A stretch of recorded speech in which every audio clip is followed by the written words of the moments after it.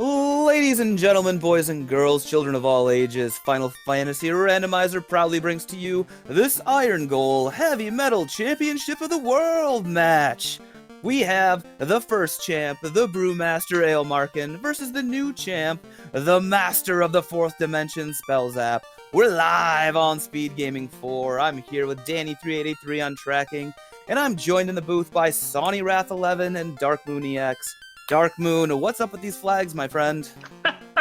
We are in for a bit of a treat here tonight. We're looking at Shard Hunt right now, but not just any kind of Shard Hunt. This is something that a few of us in the community have actually been working. I'm not sure exactly who came up with the idea first, but since then a few of our members have been debating back and forth how to make this work. It's called counter co-op. If you've seen some of our co-op matches before, co-op works in such a way for Final Fantasy Randomizer where two players connect to a server, and they will share their key items, their orbs cleared, their chaos kills. It basically makes for a unified experience between two players for a single seed. It's an incredible way to play the game. I love it. I think it's great.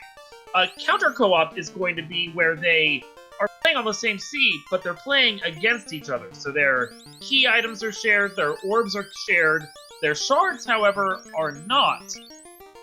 And that's key to this because it is Shard Hunt mode. So they're going to be helping each other progress to a certain extent, but they're not going to be, entirely aiding each other. And the first to defeat Chaos wins the seed no matter what happens.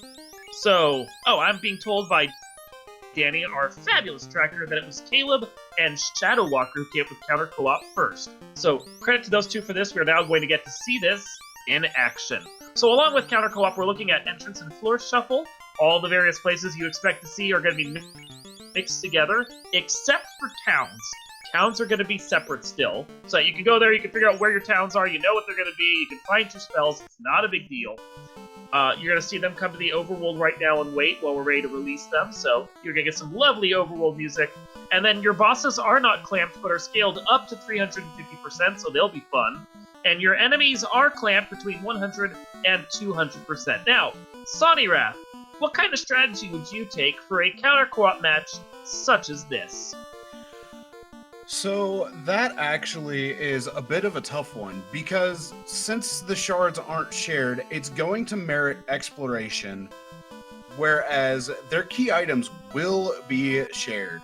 So one person could commit to exploration, while the other could commit to obtaining the key items from their counter co-op opponent, per se, and just focus on grinding out levels so that way they can have a level advantage, go into dungeons that, say, one may struggle with, and just wipe them out with relative ease.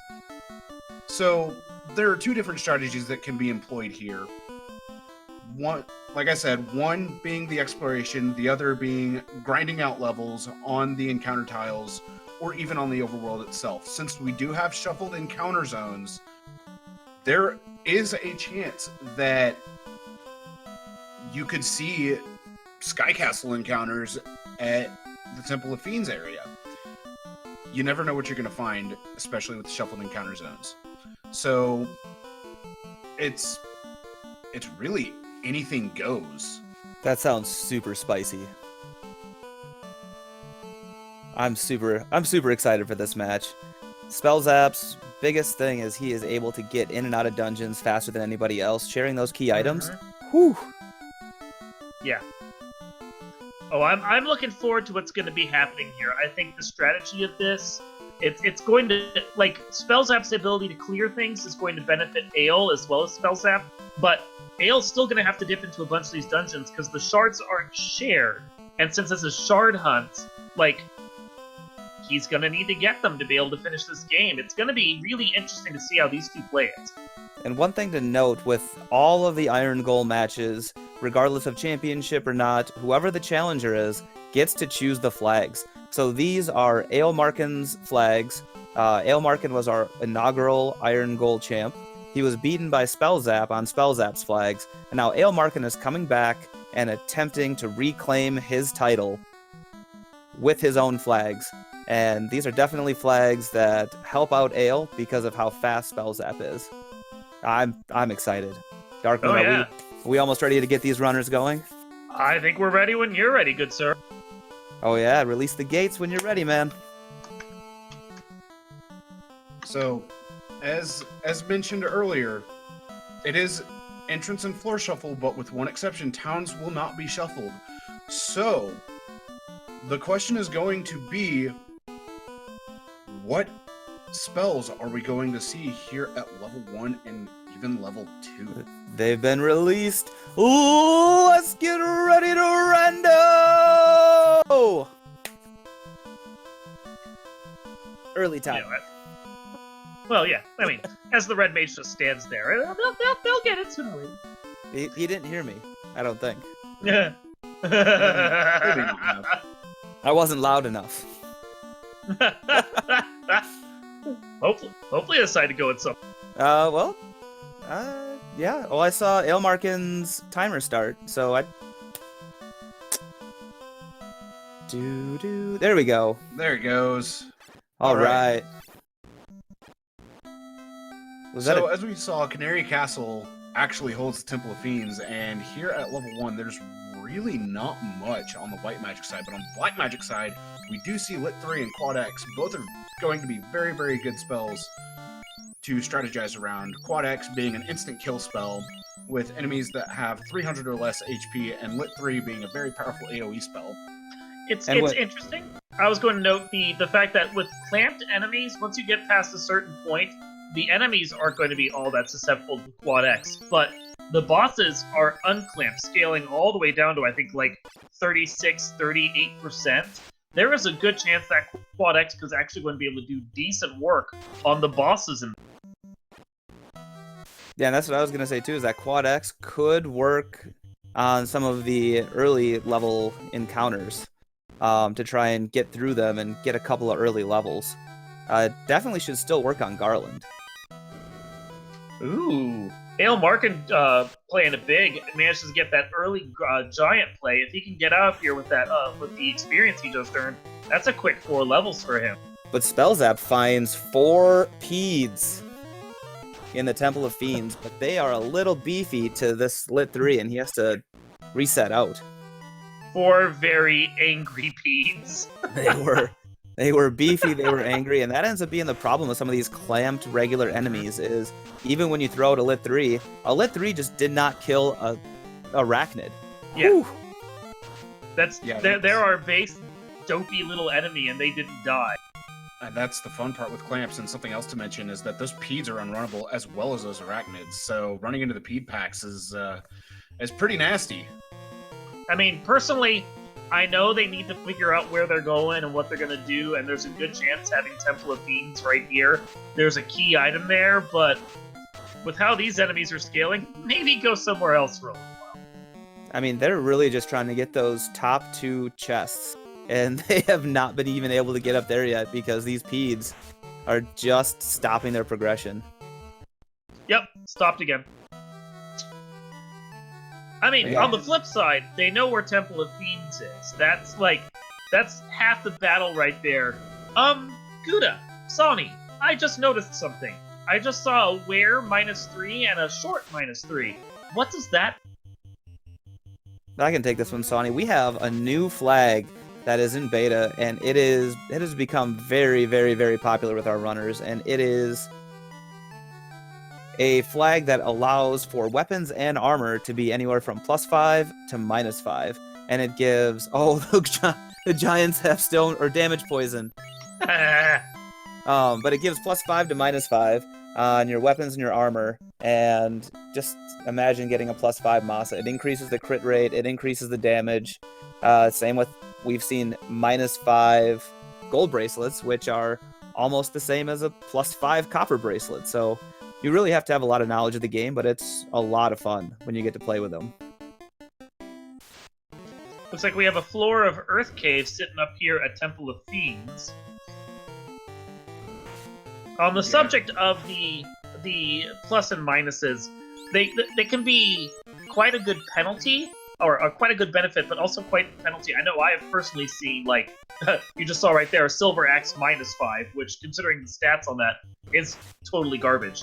But sometimes you can find like a copper bracelet +3, which is better even than the silver you'd find normally. I know I found like an Excalibur +5 at one point that was seriously worthwhile because it was doing better crit and damage than a Mazmoon can. The cursed and blessed items, as they're getting called in the community, are seriously beneficial. Yeah, and it's in general a really fun flag to play with, just because every single seed is already randomized, and now you don't even know if an Excal +5 is going to be out there, which is just about as good as a Mazmoon. And we have taken to calling these blurst weapons. Bless cursed. So we did have a question in chat asking if it's possible to find a -5 and a +5 of the same item in these seeds.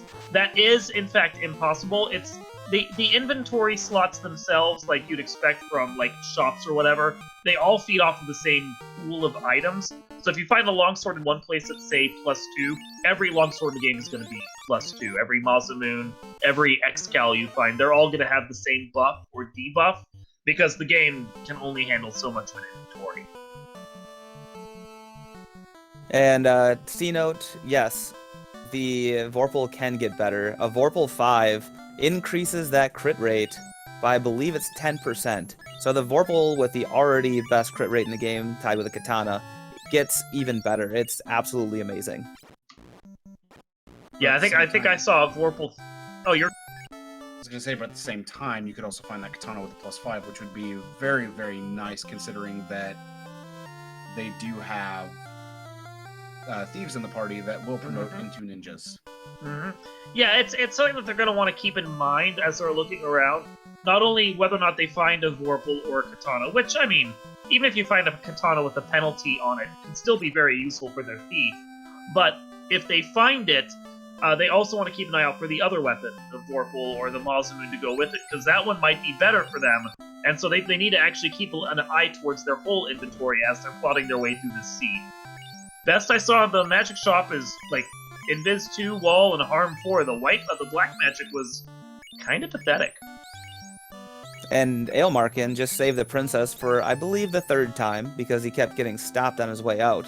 But now that princess is finally saved on his side, and he has a huge disadvantage to Spellzapp in exploration, because Spellzapp's already over at Provoca. Yeah, that's something that's... It's something worth noting about the princess is traditionally when you save the princess in the game, she warps you back to the castle, wherever Canaria Castle may be. When you're playing with entrance and floor shuffle, the princess doesn't do that. One, because you might not know where the castle is yet, and it could be somewhere where you can't escape it. But also, it's just because the fact that, there's so much going on, that's just one of those things that's been turned off to prevent you from, like, soft-locking yourself. So, they save the princess, doesn't really do anything yet. So, we've had a recap requested in chat, and this is literally the recap. Temple of Fiends is at Canaria Castle. Earth Basement 4 is at Temple of Fiends. And Provoca's black magic, not so great. White magic, pretty good. Canaria's black magic, fairly nice. White magic, not so much. And Vicky has a TNT. And we find some Whiz-Vamps on the overworld, which can really boost Spellzapp's levels if he can get them to fall. And he's not using Harm 4, which is surprising to me, because Harm 4 does basically fade damage to the undead. But Aelmarkin with Fighters and Mages, which is also huge XP. Yeah, he's in the 9 to 10 range, and Spellzapp's 3 surviving members are all at level 9 now, so big boost in experience for both of them. Now Aelmarkin making it into Provoca, about to pick up that glorious white magic, as we saw earlier from Spellzapp. So the Pro Rings are +1. The Bucklers, however, are -4, so those of us that like to take red mages and slap an early shield on them to get a little extra defense, not really much point when your Buckler is -4. And Silver Daggers are -3 as well, so the Silver Dagger not going to be that great. But as we saw, the wood sticks are +5, so they're going to be doing a good amount of damage. Heal pots are only 17, that's a very nice price. Piers are also 16, gotta love that. Housing market is not as expensive as it could be, but considering the fact that I don't think we've seen tents yet, you'd rather it be a little cheap. Yeah, tents have not been seen yet, but cabins have. Cabins are 256, which is a fair price for cabins. Could be much worse. I mean, when you kill a couple Wizvamps and some fighter mages on the overworld, at that point, 256 doesn't sound that bad.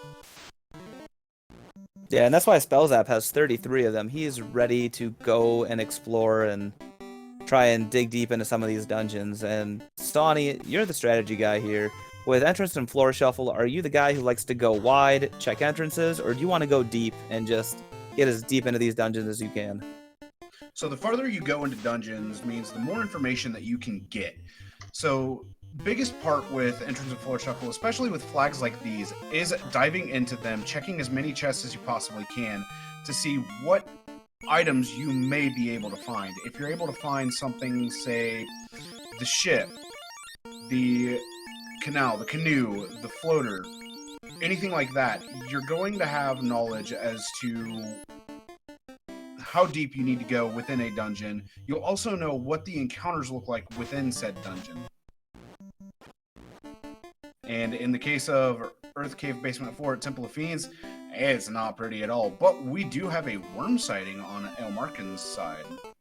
And something else to note is that getting deep in these dungeons now, if you do happen to find a floater, as we find the marsh split, which is not something that anybody wants to see, then you can get that floater and just reset out because both people are going to have it. And then if there's anything else you want to get out of that dungeon, you can come back and get it later. Interesting. Spellzapp fighting the early Bahamut, so he's already class changed, what, like 9 or so levels in? He is going to be able to like start earning those spell levels for his ninja real quick. And that heal helmet +4 is huge for the defense. Heal helm is already top of the game for head defense. Obviously not ribbon, where it stops all elements, but absorb wise it is top of the game, and now you add another 4 absorb onto that, and that's really huge. And having the promotion will also mean that ninja will start gaining spell charges at level 15 and beyond every odd level. Yeah, they'll have the spell charges, they'll be able to get their spells out of the way as they find them, so anything that they can ever learn, they're going to be able to learn. That tail is really nice to have that early, and it's going to make this whole section of the game just lots. Yeah, the ninja is very, or the thief is very limited before class change. When he becomes a ninja, he basically becomes the master of arms and is able to equip almost any weapon in the game other than Excal, and almost every armor in the game other than Opal and Dragon armor. Yeah, it's the Knight Opal, though, bear in mind. Not the Opal bracelet is still available to him. Correct. Now, one thing to take note of is the Caribs that can be encountered here in the Marsh Split have Wall. And Wall is a battle-long ribbon, basically. So those Lit 3s that Caribs are normally weak to, they're going to be taking a lot less damage from. So Lit 3, where it's nice to have, you really got to hope for turn order at this point. That said, the fact that they seem to want to open immediately with Wall and not even attack kind of makes running from them a whole lot easier. Like, that's the kind of thing where you're sitting there going, okay, you want to just cast random stuff that doesn't damage me, feel free, I'm just going to walk away from you at this point. Ooh, Worm Tile. That is a nice grind spot if he can kill these, or just run away. And yes, we do have the randomized grind tiles on, so you can get worm tiles in the Sea Shrine, you can get imps on the Eye tile. You just never know what you're going to get with the randomized grind tiles. Which has also become kind of a staple in the community at this point, because, you know, as much as we love doing the Agama grind and having Agama facts, it gets to be kind of the same old, so it's nice to have the randomization of those grind tiles. So here it's... Oh, you were going to say, Sonny, go for it. And eventually you run out of Agama facts anyway. That's all I was going to say. Here is something interesting to note. The two of them aren't communicating. So we saw earlier, Spellzapp went and got the TNT from Vicky. Ale then went and fought Vicky and got the TNT. However, he already technically had the TNT, so sometimes what he's doing in his exploration is finding items that are technically already in his inventory, quote-unquote. But because he doesn't know what's going on, he has to go through the same motions. So some of that edge of being able to be like, well, Spellzapp got this, I don't have to think about it now, is muted by the fact that they aren't communicating at all. Yeah, and part of the fun strategy to this is maybe going where your opponent's not going to go. Because if you think, oh, well, you know, Spellzapp's going to go to Temple of Fiends first, I should probably go to Dwarf Cave first, or Matoya's Cave first, because that way you can try and get either an exploration edge or an exploration differentiation from your opponent. Because if Aelmarkin just continues to follow in Spellzapp's in his footsteps, it's going to be a long day. You know, speaking of fiends and things like that, Spellzapp does run into Lich, and definitely has no problems with Lich, because all Lich could do was cast Hold on one character, and Lich was paper. He was very paper. But it's interesting to note that Lich kill nets Spellzapp 2 shards. However, in theory, that Lich kill should also net Aelmarkin 2 shards. Oh, Ale is in a bad situation right now. Trying to run away from this encounter, does get the run. And we're seeing exactly why a red mage is not your person to try and be the runner, because that red mage's run ability is not very good.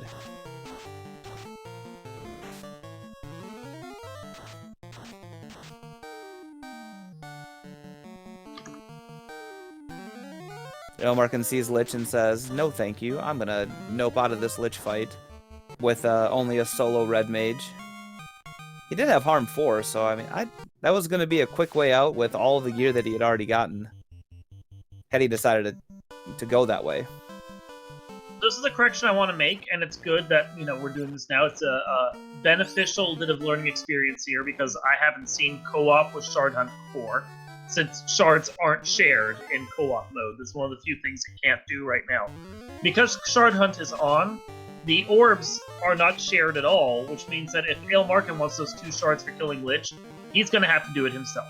So that's something that I just discovered, and it's interesting, and I wanted to make sure that was corrected before we got too much farther into this. And we have Marsh Cave infested by sharks and big eyes. This must be a pretty deep marsh cave, more like an ocean cave. Very watery down there. Well, it also has Cerberuses as well, or Cerberi, depending upon how you want to look at it. And Ale resets out of Bahamut Cave. That's interesting, and I have no idea why he would do that, considering class change does nothing but benefit him at this point. So that's interesting. Yeah, it's not like with black belts or something where they, you know, that's an issue. They get to just take their levels and run with it, their class change and run with it when you're a fighter or a ninja here. That's. I'm going to be very interested to see what happens right now when the ship pops up on Aelmarkin's screen, and he has the ability to not be in the inner sea here and start shipping around the world. Yeah, that ship is a big find, because that's going to open up quite a bit of the world now.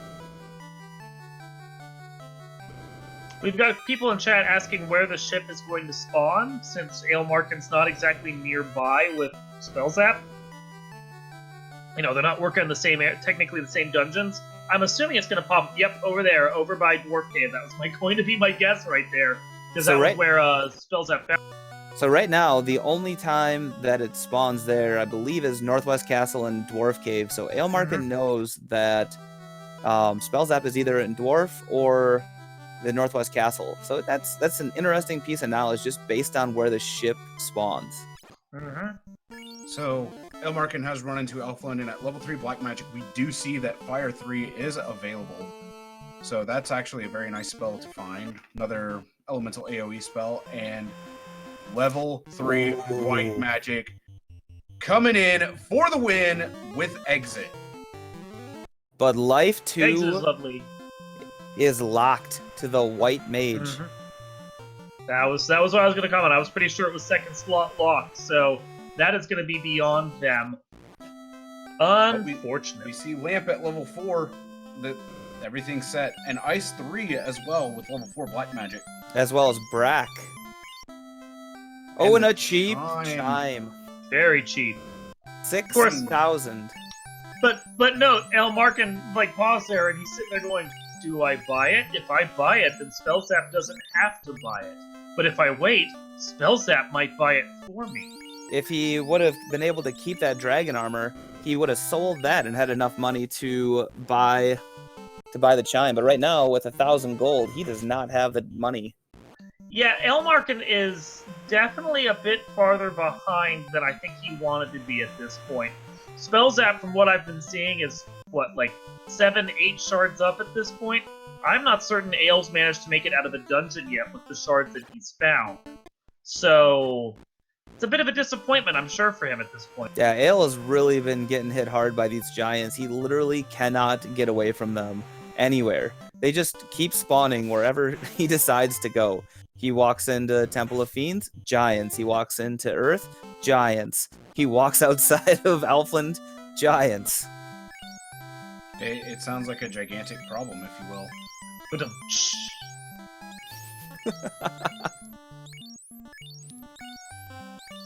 And he probably could have just gotten all of his money right here. So that's kind of disappointing for him. Oh, Masa -4. Oh, I mean, it's good right now when you don't have anything better, but because his thief was walking around slapping people with his bare hands. But the Masamune -4, not great. The Masamune -4 still does, I believe, 56 damage. So the damage on it is really high. It just has almost no crit rate. So when you get to the end game bosses, it's not going to be nearly as good as it usually is. But for the rest of the game, it is fantastic because of just the base damage. Absolutely. And while we were in that, we did get a raid from Speed Gaming 5. So welcome all of you viewers from Speed Gaming 5. You are tuning in to the Final Fantasy Randomizer Irongol Heavymetal Championship match between Spellzapp, our reigning champion, and Elmarkin, our first champion of the Irongol series. Crack, very lovely to see. That's the kind of one you want when you're going to go kill some fiends. Yeah, I was interested to see if Ale or Spellzapp was actually going to pick it up because the fiends don't need to be killed in this. And basically, if you know where they are, there's some extra shards that you can get, but that's about it for what the fiends mean. And the other thing that they could do is be a very nice and easy exit if you are, 10, 11, 12 floors deep in a dungeon and you ran out of exit charges. And that's where I was going to say, but they have exits, so why need an easy exit out? And we do need to thank the devs for the change to the exit boss. You actually have to confirm your exit now. Back in the day, you clicked exit, you were gone out of a dungeon. So, up here at the Northwest Castle, where Astos usually resides, we see the C-Split. Both splits are out of the way. And Astos. At Astos. And French vanilla Astos.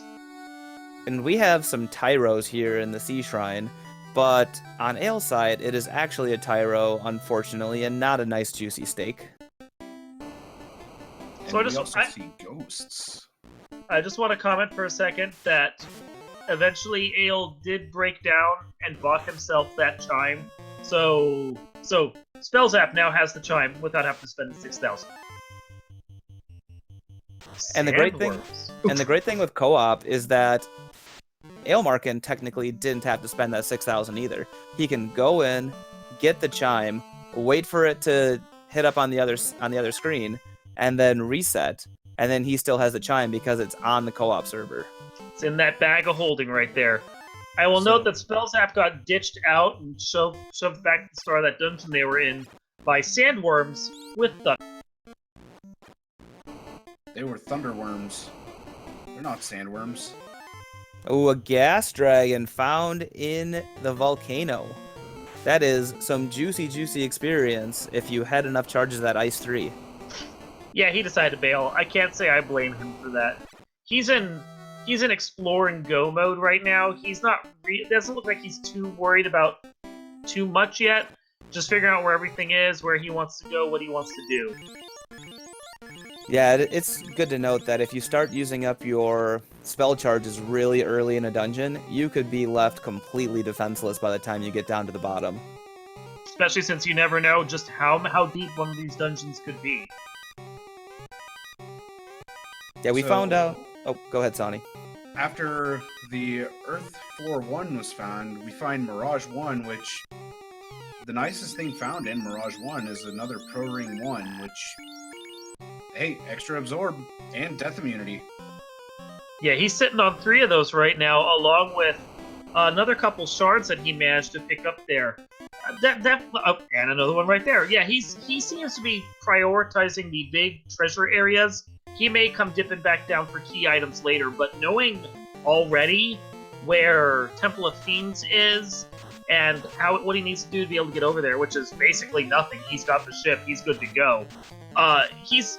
Like, aside from the shards, he basically already has his go mode set. Now, finding the Volcano Armory where it's at is quite big, because that is a massive amount of chests to check that can yield so many shards as well. Mm-hmm. But this unrunnable Nightmare Evilman pack, if that's going to be prevalent on this floor, could cause a lot of problems for the runners. One could say it's an evil pack. Ooh, an Evilman pack. And Ale Markin right now is hot on Spellzapp's tail. Now, there is a question in chat. Is this long Topher? No, it is actually short Topher. Short Topher with the alt final boss, so it's not as easy as it could be. And once Spellzapp gets down to that armory, he's going to be happy to find that Katana 2, and Aelmarkin, electing not to class change, is going to be stuck with a Masa -4, while Spellzapp is going to have a Katana 2, which is going to do some work. Ooh, those Evilmen have Poison Touch, but they actually don't have too terribly much HP, so they're not super tanky, which is a massive plus.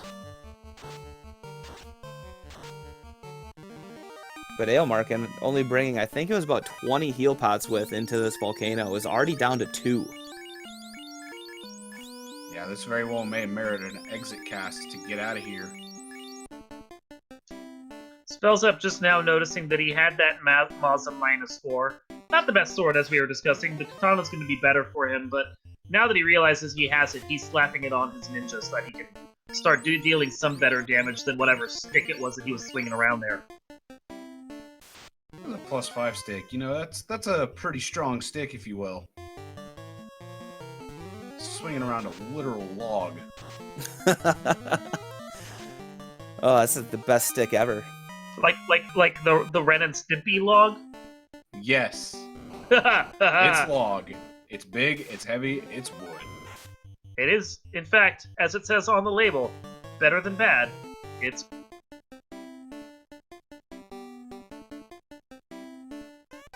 There's our skip for the evening.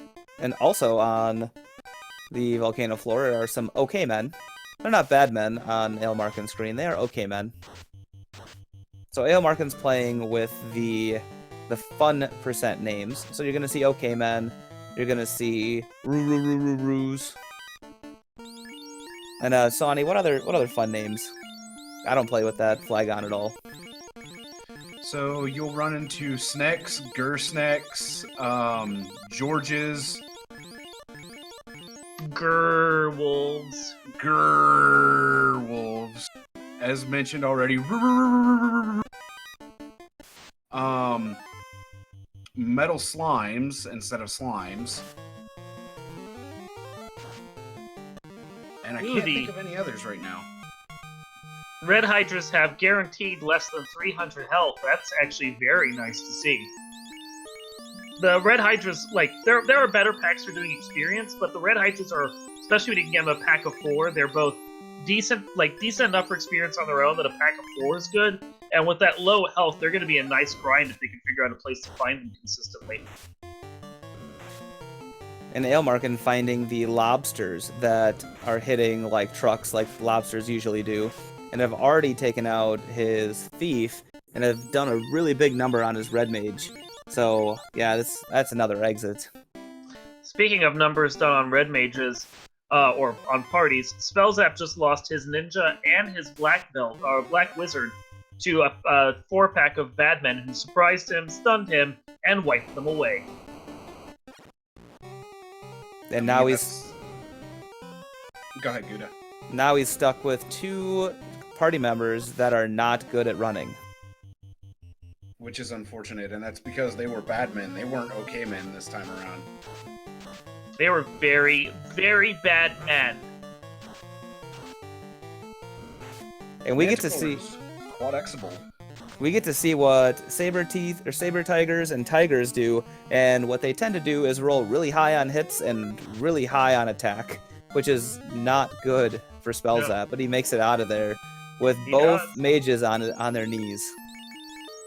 He is unfortunately a little low on health pots, though, at this point, though. He is... Hopefully he's able to finish the exploration he's doing here, because he's close to the end, doesn't want to have to do this again.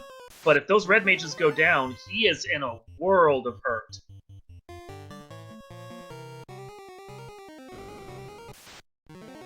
He does make it out of that battle with the lobsters and the sea trolls, runs into sorcerers, and is going to lit 3 them down. Fortunately, they are not hitting too terribly hard, as well as a fire 3 cast. It's going to take all of them out. Yeah, the danger of the sorcerers in the vanilla game is the fact that they have death touch. And when you take that away from them, you're left with mages that hit physically exactly as hard as you expect from mages. Good old 1 damage rolls. Yeah, but like Darkmoon said, if they roll any sort of touch attack at all, then it gets to be really, really rough. Same with the Gurmadusas. If they end up rolling anything that's just any touch attacks, next thing you know, seven touch attacks, one of them's gonna hit. So there's at least 1 shard that Ailmarkin has that Spellzapp didn't get, because Spellzapp didn't check the treasure chests on that Earth 1 floor, and we know there's at least 1 shard lurking in there because Ailmarkin just got it. Now, whether or not that 1 shard makes a big difference is up in the air, but it's a small difference between the 2 players right now. Yeah, the margin between these 2 players is very, very narrow at this point in time. But Spellzapp does have a large advantage with having already promoted, where Ailmarkin decided to reset out of it. As for why Ailmarkin reset out of it, It was noted in chat that Ale may have been low on health and in a bad dungeon, so he didn't want to walk out. He now has exit. I bet you he, with that Katana 3 or Katana 2 in hand, he's going to run up and class change really quick and then just exit out. He is making a beeline in that direction. Which is actually going to not save him time completely, but it's going to be safer because he's got a few more levels, and it'll be easy for him to get out because he just smashes the exit button. It'll put him in a good place. We are going to have some more exploration from Spellzapp. Going to go ahead and check the spells in Melman to see what's available for the Red Wizards. There is life available for the Red Wizards at level 5 magic. When it's the only one you have available, it's a good life spell to have. This is very true. And we also see Quake and Saber at level 5 black magic. So both of those also very nice to see. And gold bracelet +2s. But they are very expensive. Spellzapp doesn't even have enough money for one of them yet, until he sells that dragon armor. Sell the wood armor! Sell the wood armor!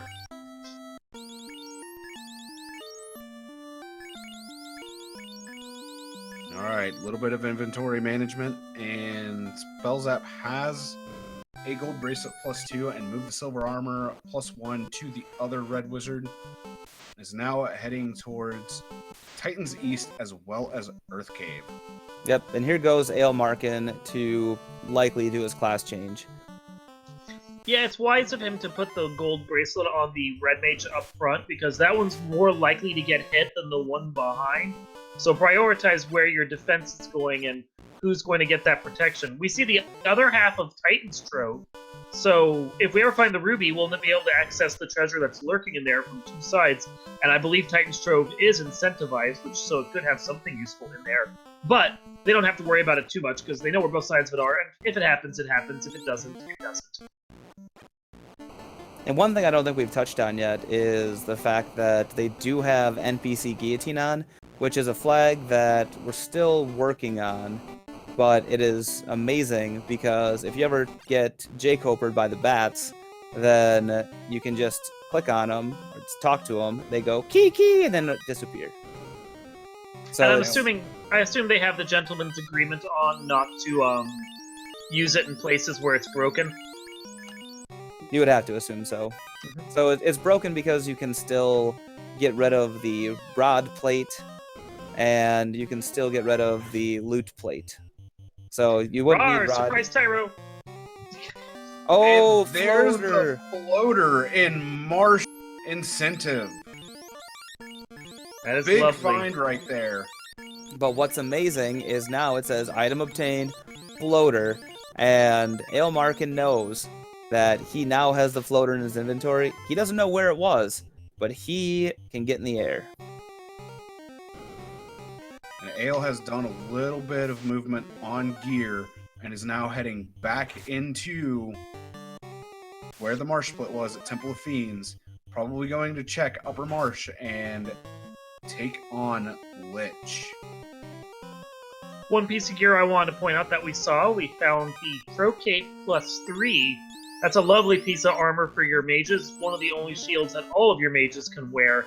And when you find it with a +3, that's just even.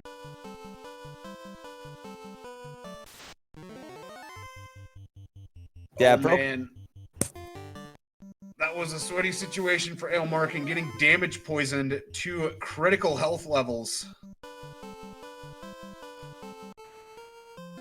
And these giants just love to show up on Aelmarkin's screen and just try and wreck his day.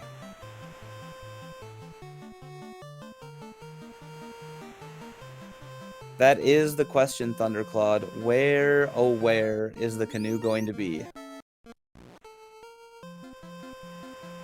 Well, there are two different places that it could be right now. One of which is at the Circle of Sages at Crescent, and the other is it could actually be inside whatever dungeon is residing within the Chime.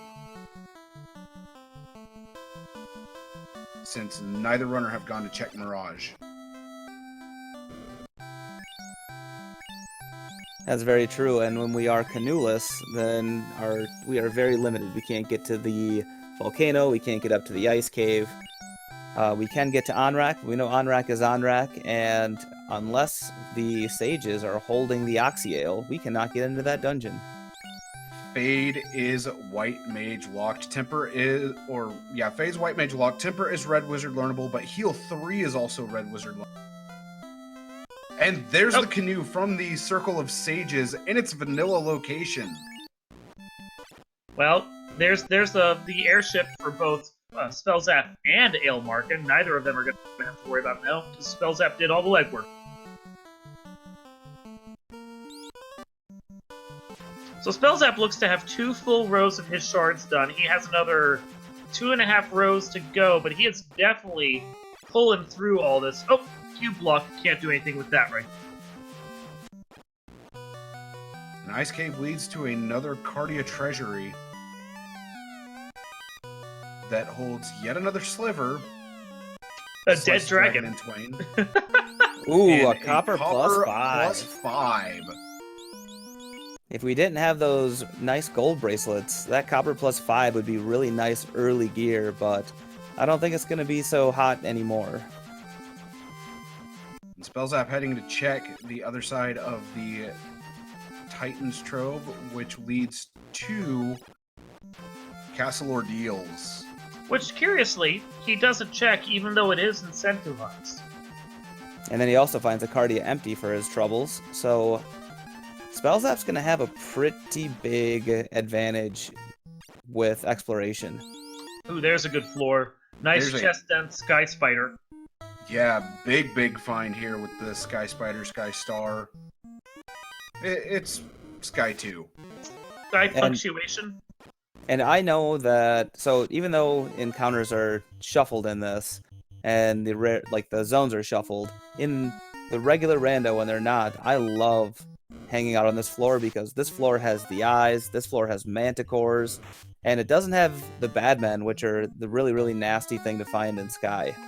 So even though this is the longest floor to actually check, and it has a decent amount of chests, not a lot, but the encounters you get here can just instantly move you up in the levels late game. There's one encounter you forgot to mention in those sets of encounters, Gouda. It's Which also one's... one of the floors that holds Gurmedusas. The Gurmedusas that's of death. right. Yup. And Gurmedusas, where they have a lot of hits, they also worth quite a bit of EXP. Also, metal slimes. Though metal slimes are a fairly uncommon encounter on this floor as well. And there's that cube, so we can go explore the cube block afterwards. The Gurmedusas are great because they're worth a decent amount of experience on their own, and they show up in packs of like 5 to 7. And they're weak to fire spells. So if you have a Fire 3, which you should by that point in the vanilla game, you can just grind on them, and they are fantastic experience to get. Most of the time, you could even take the Gurmedusas down with a Fire 2 if they rolled low enough. Unless they rolled way up, that's usually enough to take them out with a Fire 2. Malakoth asking in chat what the rule set is for this match. We are playing counter co-op. Oh, that was a max gold chest right there that he found as the last spoke of Sky Spider.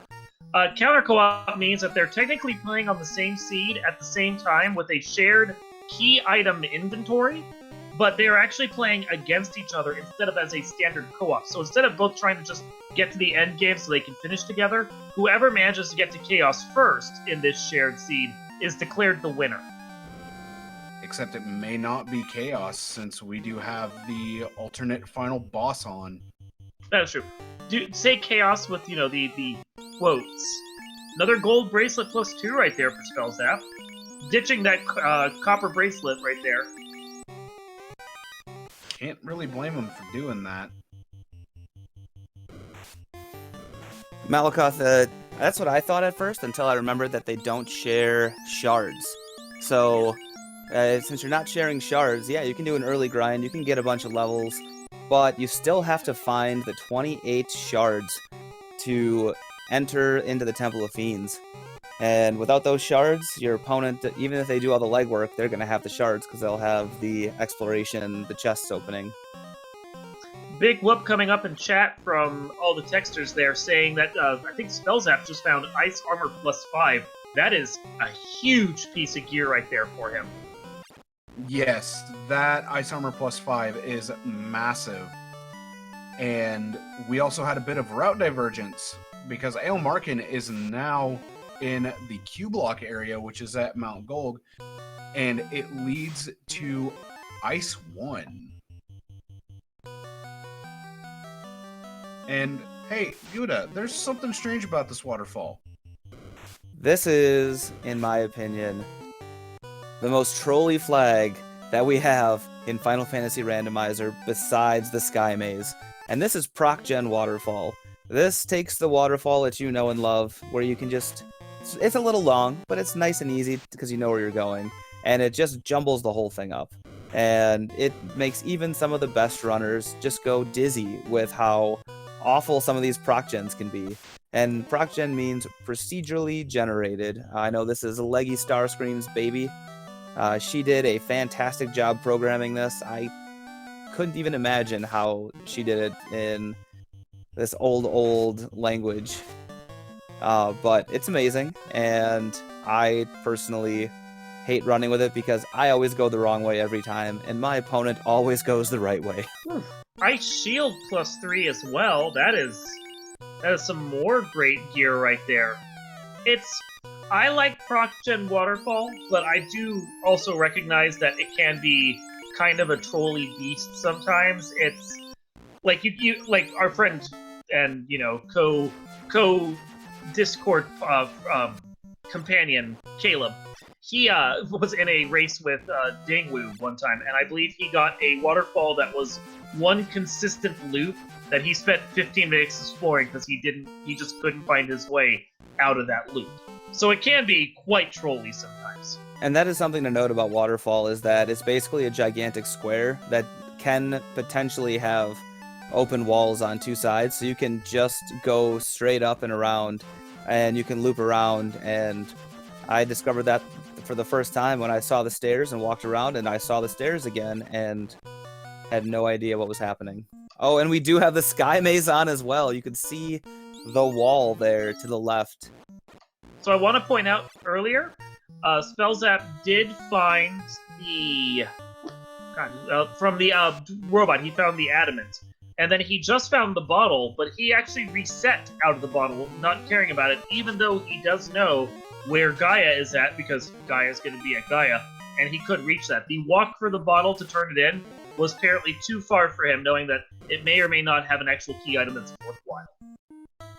Something I do want to point out with the procedurally generated waterfall is whenever it is procedurally generated to have a wrap, it works like the Sky 4 floor does, because the Sky 4 floor wraps horizontally and vertically.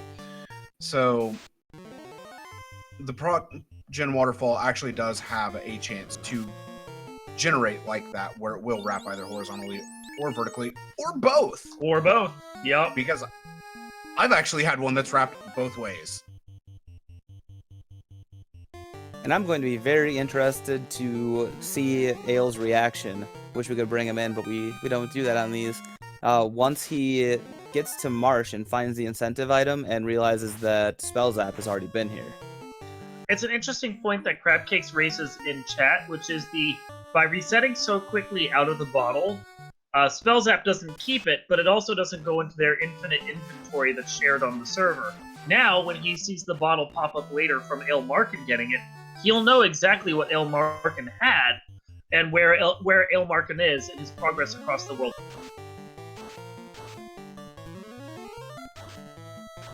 It's a good strategy to employ. And that is why Spellzapp is our champ, because of things like that, where it's just little things and little advantages that you can get over your opponent. And also why it's a treat to have Crabcakes here in chat to point that out for us. He does find deep in that Cardia Isle the Elf Castle. So he doesn't have anything to turn in at the Elf Castle, doesn't care right now. But it's worthwhile to him to know for later. Oh, and Aile Markin, outside of these Cardia Islands, finds the first encounter off a power cycle to be sandworms, and the second to be a Saria. So if he doesn't find any good grind tiles, those are both two things that he can get a little bit of XP on. And the king gives us the ruby, and what's Princess Sarah going to give us? The crystal. I don't recall knowing where the witch is at right now, but we do know where that Titan place is to turn that in at two different locations. Would not surprise me if he takes a little leg over there soon to go turn in the ruby and see what it brings up from the Titan strip.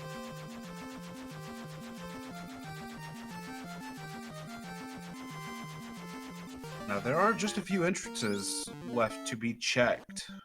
Actually, I believe this may be the only one remaining. Yeah, until they get Oxyale, this is the last one. Are we going to have a vanilla Oxyale as well once Aile Markin gets that bottle and turns it in?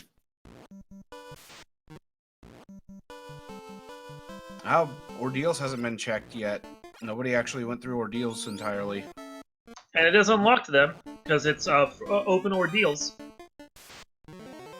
They might be waiting for Warp to show up, but unfortunately Warp's going to be either level 7 or level 8.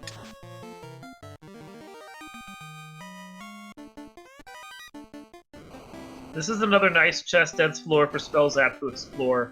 Decent amount of treasures here. Finds yet another pro ring, trying to decide whether or not he wants it. Decides he doesn't. Unrunnable Gur Imp pack. Oh, that's tragic. Just You another hate to way. see it. Just another way to eat up resources, especially considering that Werewolf decided that it was not going to go down to a Lit 3. Just laughed in the Lightning's face. Alright, Spellzapp. Gonna Alright, go ahead Sonny and Wrath. make burpees. If you are ale marking right now, you're 50 minutes in, you've just found 2 key items that Spellzapp has already found. Oh! Ribbon that's actually- plus 5. I was about to say, hold off on that for a second. Because we have a ribbon plus 5 found and a black shirt. So the black shirt is very nice to find due to it having time resistance. One of the only pieces of gear that has time resistance. And it is also effectively a gold bracelet. Now, it's not a gold bracelet plus 2 like we've been seeing, but it still has the equivalent armor of a gold bracelet, so we can move that other gold bracelet off.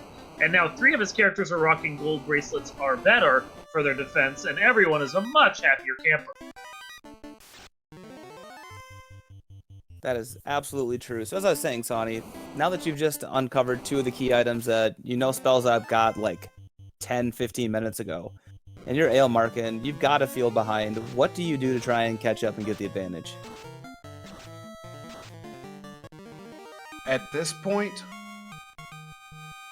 continue searching for shards. Hope I run into a dense location with them, which we haven't seen a very, very shard dense location yet. And that's a Bane Sword -5. You hate to see that. But yeah, find as many shards as I can. Maybe nab that bottle, even though Ale doesn't know where the bottle is. And see if that actually does yield the Oxy Ale, because if so, then that would cause me to want to dive straight into the submarine. Now, I want to point out that in this flag set, Warmech is unleashed. We can pray for him here, but there is no guarantee he is going to show up. Warmech is actually vanilla. I hate to Really? burst the bubble on that one. Well, because I pulled up the flag set and it popped up unleashed. That is Huh. odd. I'll have to go Maybe double check that. But I'm going to refresh. It's fine. Thank you. who knows? We may have 2 different flag strings. There's been a lot, with the Iron Gold going on, there's been a lot of flags going back and forth. I believe this one is vanilla. I'm Otherwise- double checking it right now. If it was unleashed, we definitely would have seen a Warmech by now. Yeah, that was what I was curious about. I'm like, it says it is, but no. You are correct. It is vanilla, so we were praying for him on the bridge there. Had to refresh. All worked out. So we see a Tiamat 1 with Thunder and a Kraken with not very much damage going out. He does 5 hits, but she's just not hitting super hard with those 5 hits.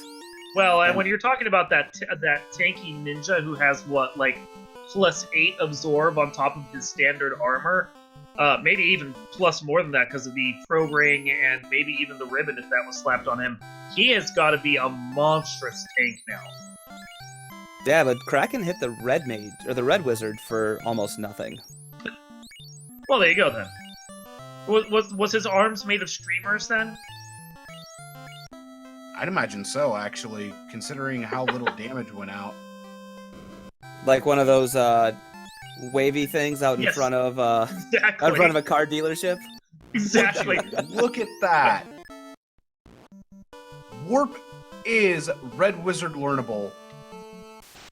That's lucky I break. believe.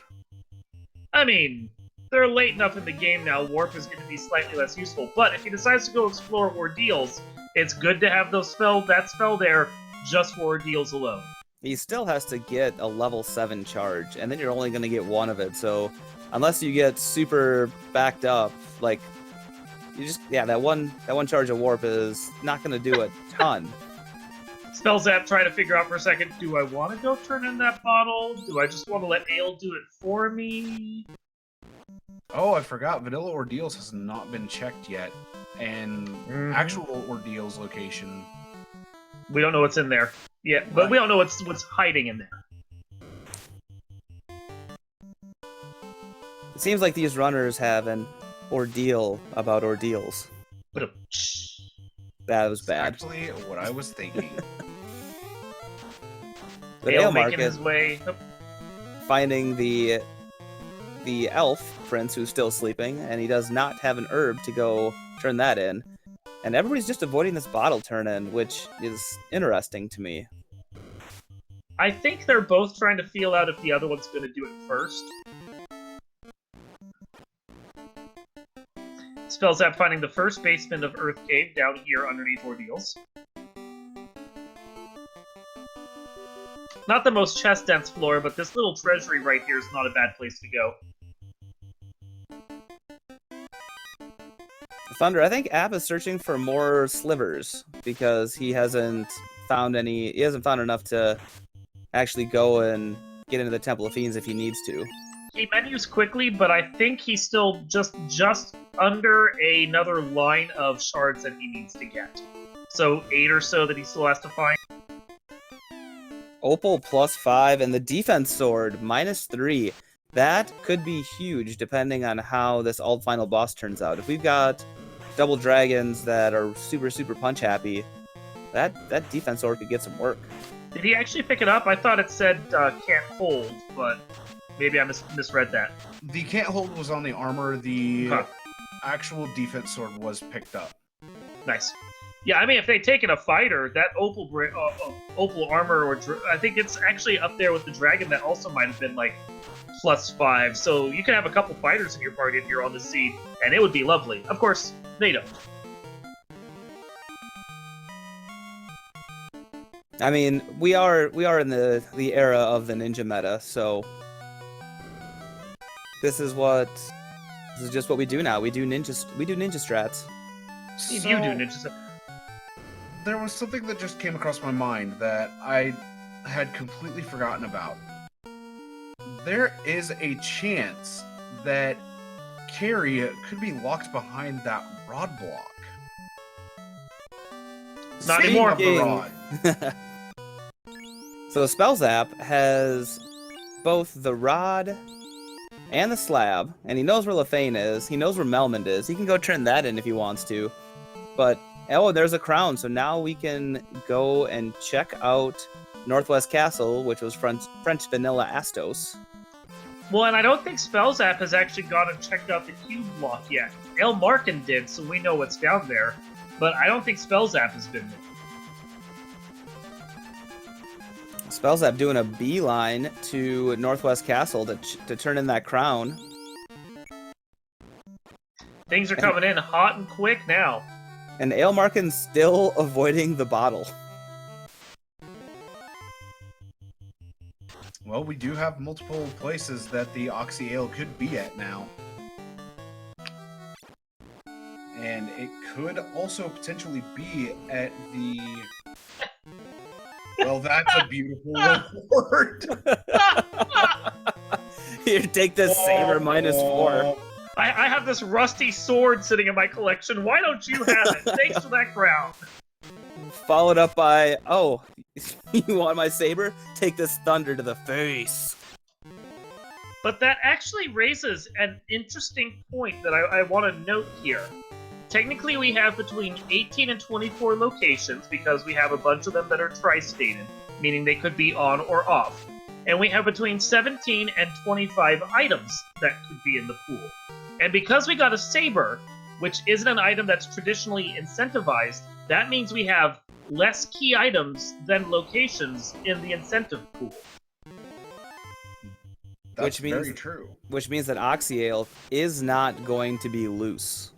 No, it will definitely be from one of the tournaments that they still have, like Titan's Trove or Bottle, for example.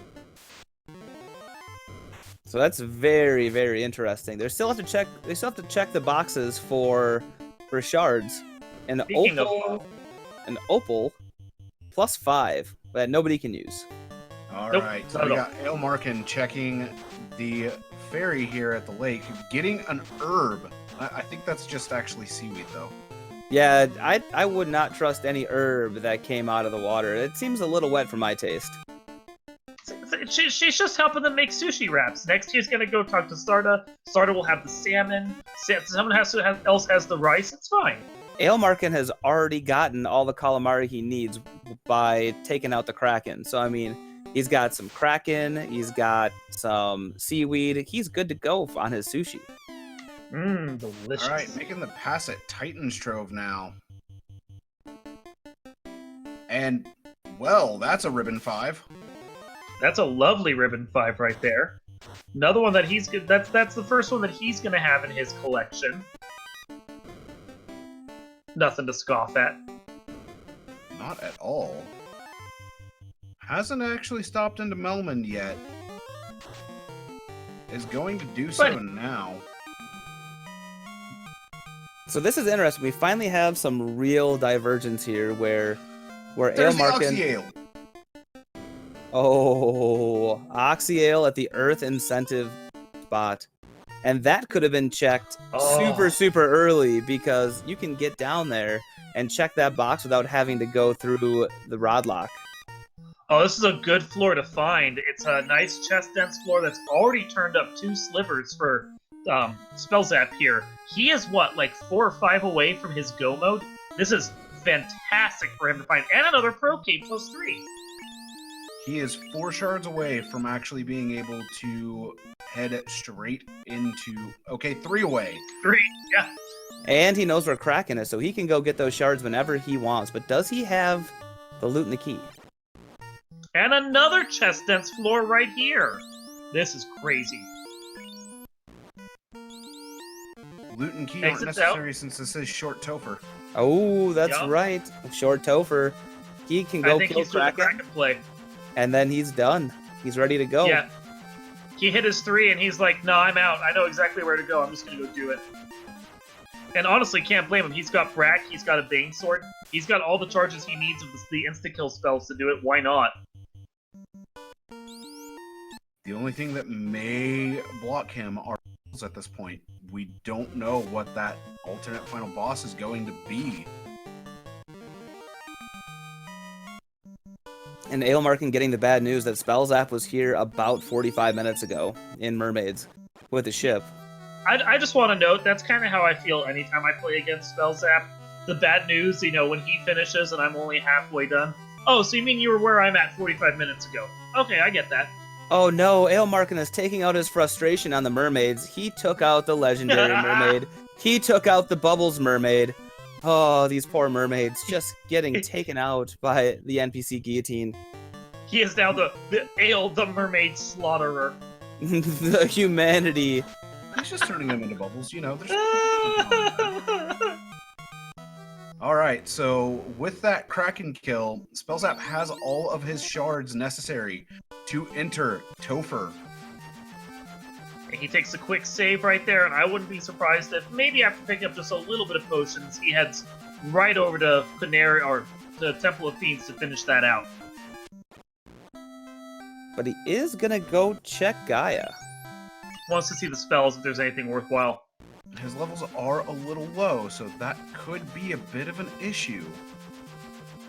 Honestly, I wouldn't be surprised knowing Spellzapp if he doesn't just do a quick exploratory dive to see how bad the bosses are, since remember, even if they are up to 350, they're still unclamped. Like, maybe he tries it and sees whether or not he can just goose it through before he goes and does a little bit of grinding afterwards. He's seen a few good grind tiles. He has, and there is a question in chat. Have we seen Fast or Temper? Temper is level 6 Black Magic slot 1. Fast has not been seen yet, and both of the level 7 shops have been checked, so Fast has to be level 8. That's something you hate to see. If you get enough levels, this is unclamped, but it's 350%, so we could have a very, very nasty Topher. But, like you said, Darkmoon, I think that you're right that Spellzapp is at least going to go give it a shot and see how nasty this Topher is actually going to be, because even though it's 350 top, you could get a 20%. Yeah, I mean, as we saw from the dancing air statue Kraken there, you can get something that's just, like, pathetic. So you may as well check it and see. All right. Oh, Kiri had nuclear. Oh, first turn nuclear. That was a beautiful opening. So I don't think that Spellzapp is going to go left side again. Not when Carrie opens up with nuclear. And then we ambush. get a Kraken Oh. that opens with Quad X. Ambush Kraken Quad X. Damn. Here we go. So Spellzapp at 1 hour and almost 4 minutes pulls Kraken 2, goes to the right side, and what are you going to do? You're going to do some Invis 2, and we're going to hope that Kraken doesn't instantly take anybody out. Braxstrats to start. More Invis 2. So now we got 2 stacks out of the 6 that we need. 4 hits, 8 damage. Oh no. Kraken. We have a Kraken 2 that is just as wiggly. Pathetic. It's wiggly with its tentacles as the original Kraken one. The master of the flappy arms. Well, that ninja also has a ton of absorb. You have to he realize. does, yeah. Yeah. Oh, yeah. With the plus 5 ice armor and the plus 4 heal helmet, like that's a lot of absorb. But there's Plus- still. Plus 5 ice armor, plus 3 ice shield. Oh, stop! Oof. He has the plus, and then I think there's a pro ring on him as well. That's got like what, a plus 3 as well. He is super beefed out. So yeah, he's got a decent amount of absorb, but I think it's still close to what like a maxed out knight would be with the dragon armor and whatnot. So still 4 hits, 8 damage, 3 hits, 96 damage by Kraken. So they're not really going to get through the ninjas absorb too hot, but maybe Kraken can take out some of these other light warriors. It just doesn't seem like it's going to happen at this point. Taking out some lit 3s for 100. Kraken comes out lit 2. Say you want to throw some lightning at me, I'll throw some lightning back at you.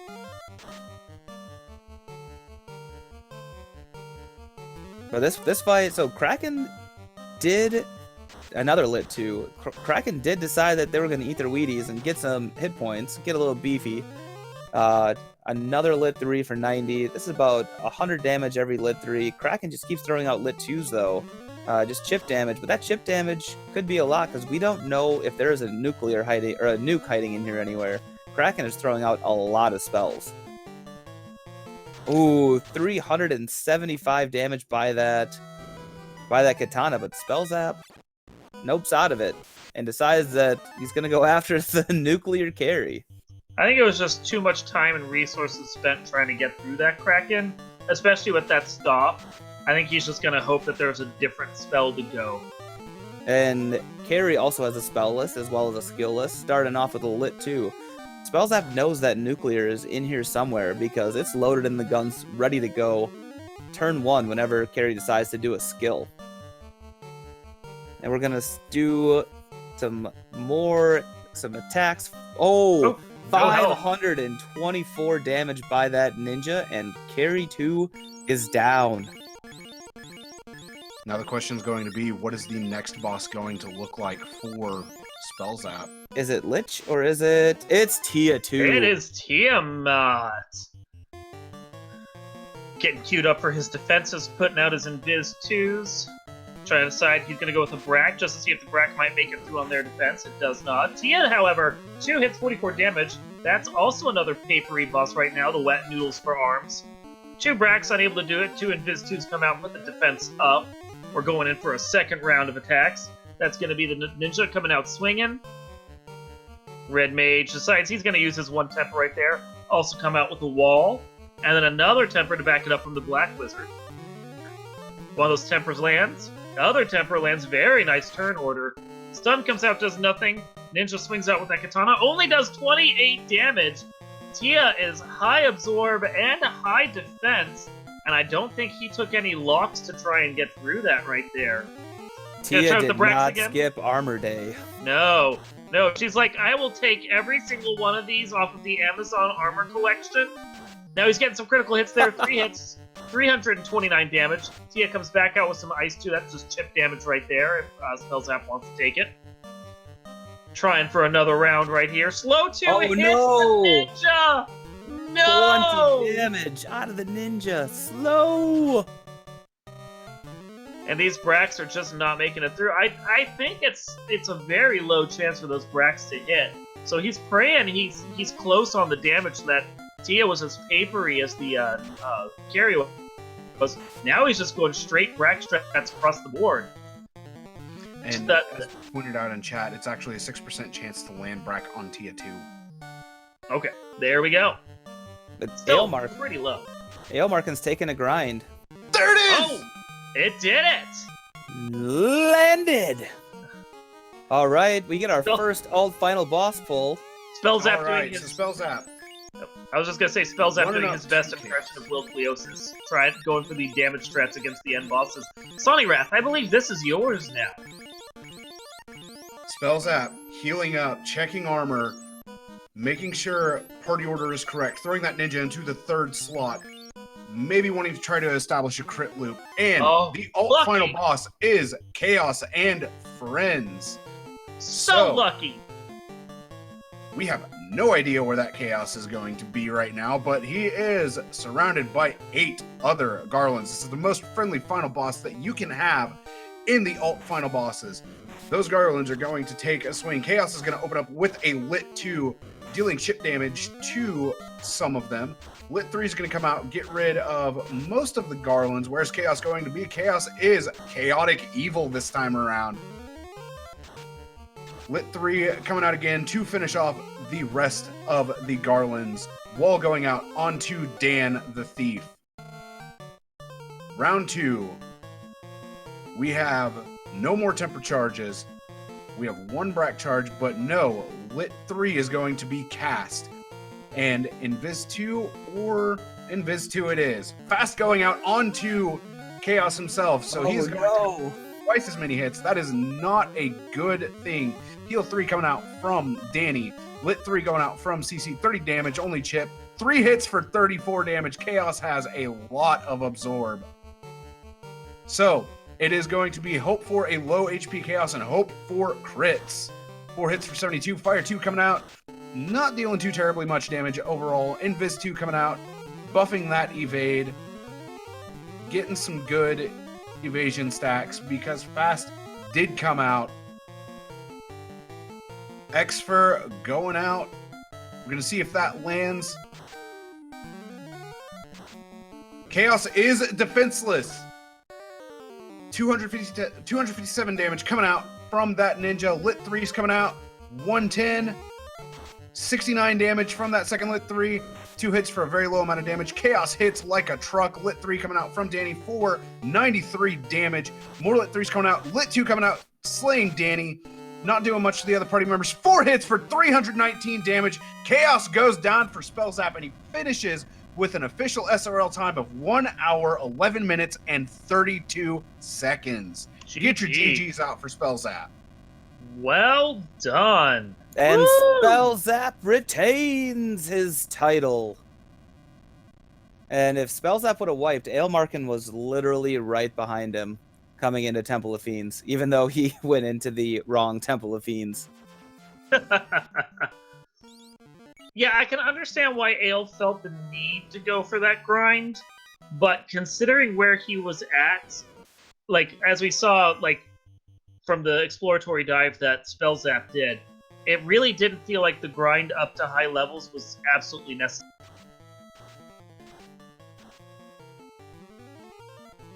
No, that grind up to high levels isn't necessary when you have luck on high. Spellzapp, I see you're here in chat with us. GG's. Thank you. Thank you. So Spellzapp, how did you feel about that counter co-op match? It was fun. I had a plan going in. I was gonna treat Ale like my co-op partner and let him do all the work. Let him just gather all the key items while I grab my shards. The way it looked on stream, that's not quite what happened. It seemed like you did a lot of the key item grabbing. Of course, other than that bottle. Yeah, I mean, it was sort of inevitable at that point. I kind of ran out of places to get more items, but I ran out of places, so I just felt like I had to grab them. I was going to reset out of stuff like the bottle earlier, but I felt like resetting out of floater isn't the right thing to do. And I felt good about where the getting the ship, because it meant that I knew where it was and he necessarily didn't. I mean, he could have gotten it early, but or he could have gotten it, right away. But at the same time, he might not know where it is, where it spawns, rather. I just want to point out for a brief moment here, not only that Tiamat apparently has like somewhere upwards of 3,000 health, but also apparently Tiamat had nuclear that you did not see. Wow, Got I mean, that's taking a look at Chaos and resetting right out. Yeah, he didn't have any red mages left, and he just wanted to get the information. Oh, Aelmarkin finding out you cannot kill the old, or you cannot guillotine the old light warriors, which are the 5 bats hanging out in Garland's room.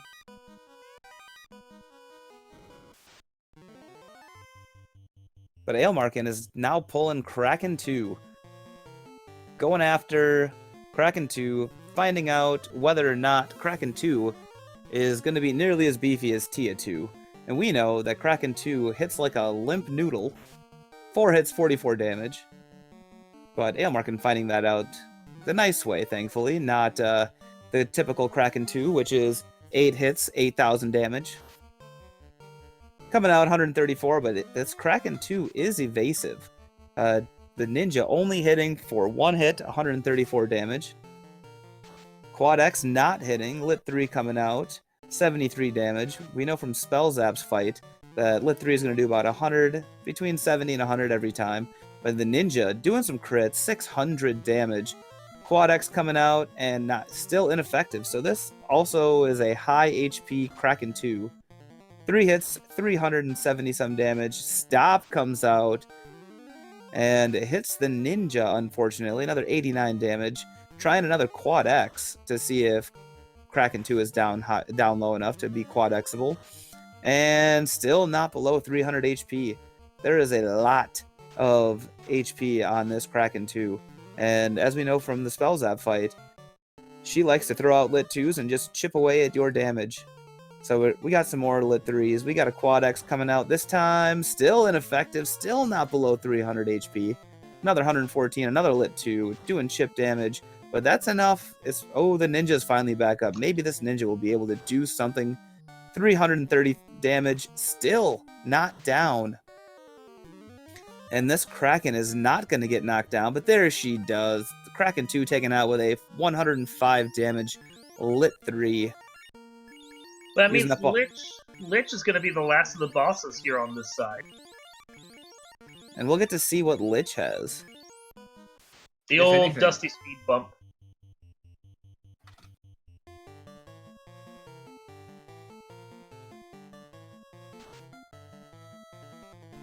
No absorb, no defense. Yeah.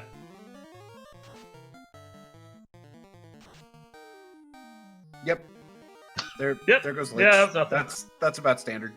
Even on 350%, you do not respect Lich. Oh. It's a sad day. I was gonna say, don't do a full victory lap. That's gonna bite you if you go for it. Minor victory lap. You know, you did a victory circle. Nice. All right. The victory stumble. We have Chaos and Friends, Part 2. Or is it Part 3? I've lost count. Gonna open up with Tempers going on to that ninja. The ribbon +5 was moved over to the ninja as well before pulling Chaos and Friends. Hitting one of the Garlands for 588 damage. That's nice, but not the right target. Chaos is going to be true neutral this time, though. And retaliating that Lit 3 with a Lit 2. Throwing out some more Tempers. Gonna go ahead and wall and more Temper. So with more Temper going out, things are gonna look pretty nice. Chaos, unfortunately, punching me out. Bye, Sonny.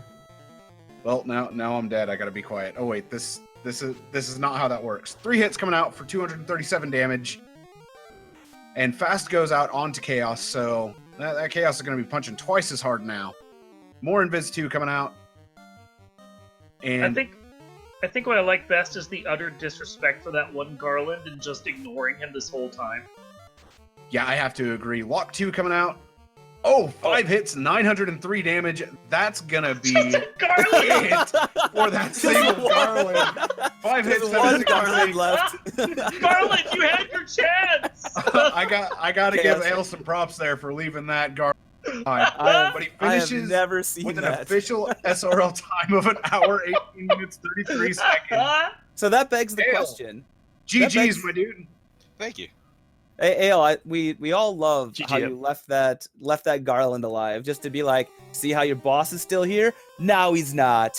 I was using the cheeky thunder strat just in case he had like a cure 4 or something. I was hoping maybe he'd cast it on his underling, but Ooh, that is cheeky. But so how, Ale, when you decided on the flags to go up against Spellzapp with, what made you decide to go counter co-op? it was kind of a 2-part thing. So one, I think counter co-op hasn't really gotten the spotlight quite yet because it's still kind of a relatively newer thing that I think has only had 2, maybe 3 races of it done so far. So I thought it'd be interesting to show another way to play the game. But the other side of it too, I was kind of hoping on letting Spellzapp do the majority of the exploration and finding the key items, and I could just kind of, go along and sneak in and hit Topher with, once I got into it first.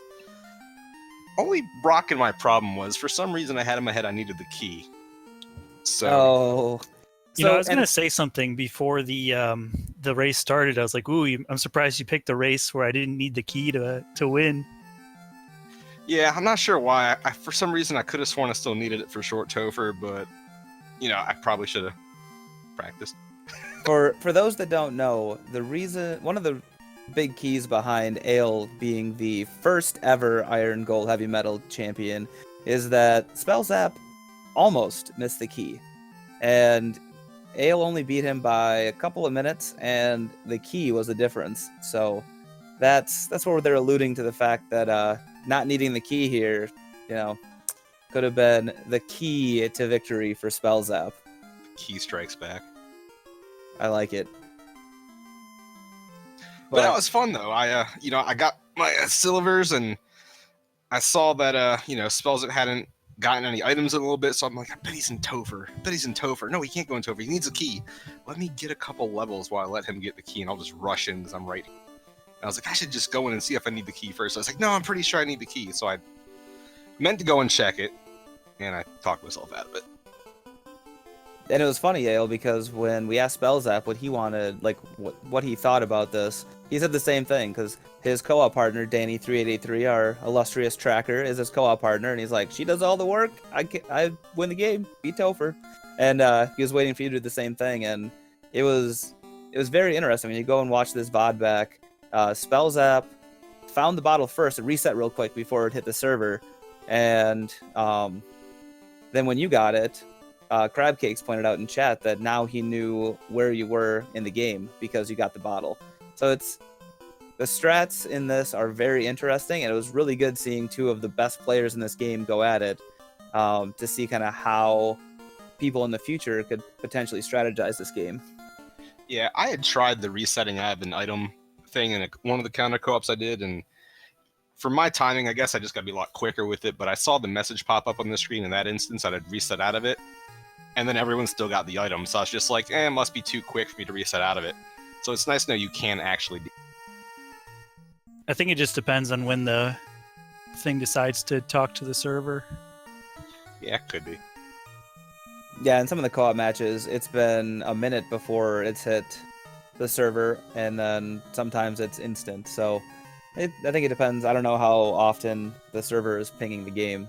So that's something that the great Meridian BC might be able to tell us, because the only reason why we have the ability to do this in the first place is because Meridian took time out of his day and programmed in a Lua script so we can do co-op. And the devs in this community are absolutely amazing, and that's one of the things we always have to give props to, because these devs, if we didn't have them, we wouldn't have this game. We wouldn't have ProcGen Waterfall. We wouldn't have co-op. We wouldn't have anything with this game. So big shout out to the devs. Spellzapp, anything else about this run? Yeah, I mean, it was a lot of fun. It I felt like it was going to go pretty quick, and it did go fairly fast. I got a little lucky in Topher.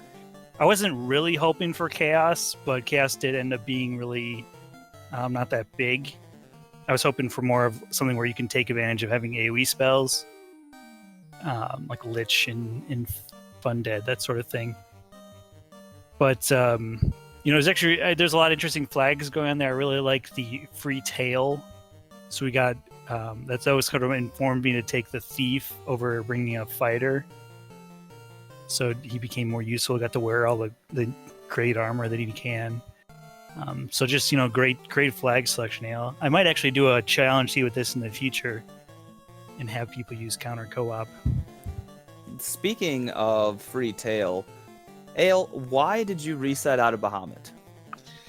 So I was really hoping to have exit or something before I found him, because I saw poison damage on the giants early, and I didn't want to risk going down, class changing, and then having to walk all the way back out through Marsh, then Earth 4, because I figured with my luck I was going to hit like a giant pack, and they would just poison damage me down, and I'd lose it.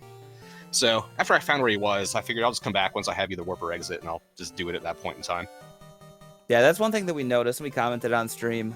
You walked into Topher, you got damaged, poisoned by giants. You walked into the Temple of Ven's spot itself to find Earth, to find giants and get poison damaged, and then you walked around outside of Elfland to find giants and get poison damaged. It just seemed like they were out to get you this seed.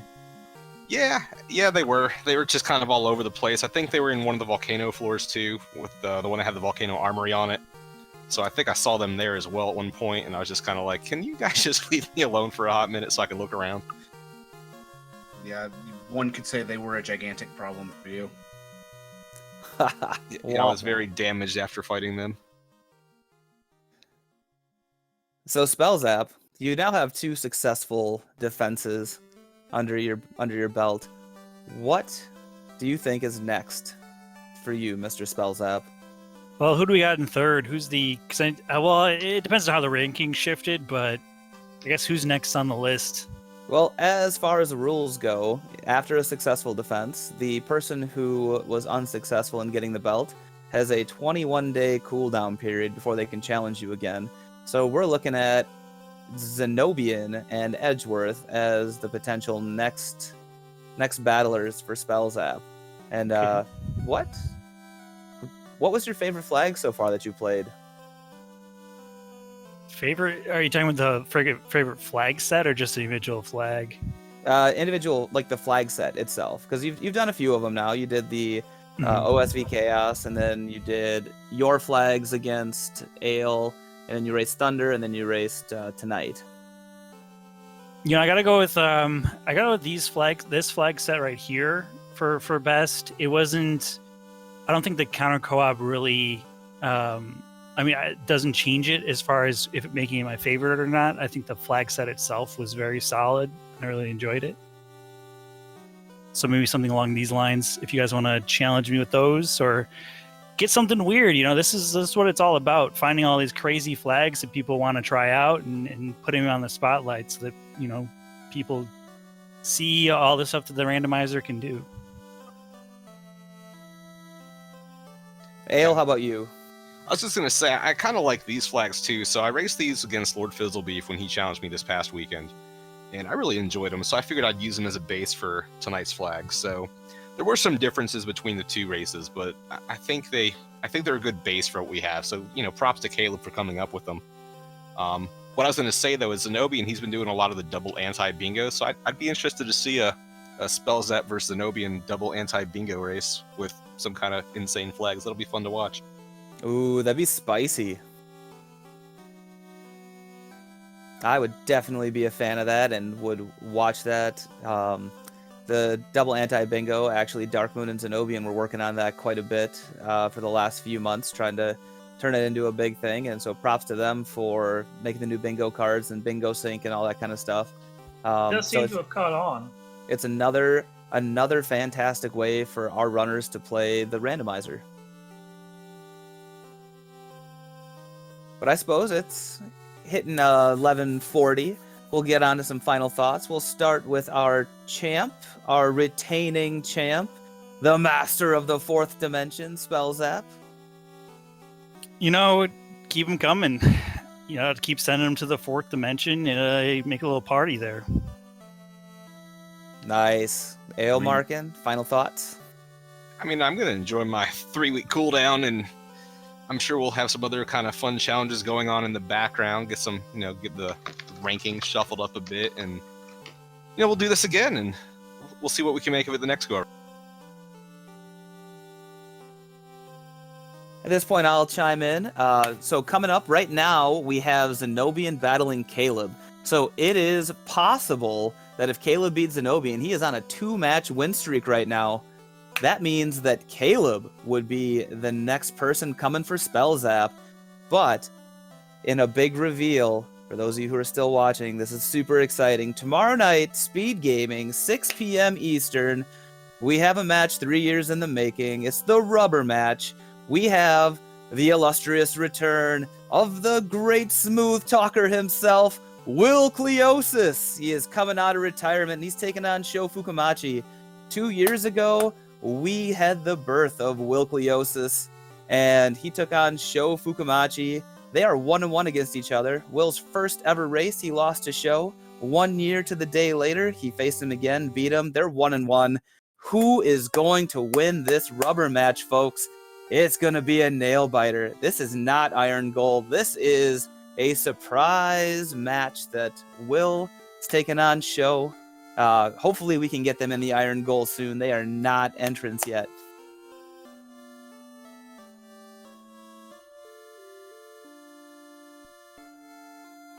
I am keeping an eye on Caleb's and Zenobian's run right now, and it is quite chaotic, and I can't actually tell what either of them are at right now, although from the look of it, Caleb at least is still working on finding his first fiend so he can do it. And other than that, folks, we still have the spring tournament coming up. You have about 9 days to try and enter into the spring tournament. Don't try, just do it. If you are new to the randomizer like I was, actually 1 year ago was my first ever randomizer run. I had no clue what I was doing. It took me 2.5 hours. It was great. And I started doing spring tournament flags right after that. It was amazing. I had a great time. I was brand new. I signed up after 1 week of playing the randomizer and came in. This community is fantastic. They helped me out. They helped me learn. And they try, I tried. I did okay. You can do the same thing. And we have a lot of surprise entrants every year in spring tournament who do fantastic. Last year we had Doogie MacGyver. He showed up out of nowhere, went 3-2, entered brackets, and he did really well. So that you could be the next Doogie MacGyver. We've got the great Burt Reynolds in the spring tournament. So come on over to the Discord, sign up. We are currently, I believe, 3 entrants away from having 6 weeks of Swiss. So it's gonna be a great 6 weeks. Let me tell you, if you have not joined in, now is the time. This is the best time of the year to be part of the Final Fantasy Randomizer group. Dark Moon, final thoughts. I'm really enjoying this Iron Gall. I really like all the weird things that we get going on and the strange flag sets people are willing to run. I think tonight's match was a great showcase not only for what the Iron Gall can do, but also for this interesting counter co-op mode. And I'm looking forward to what comes up next for both of these things.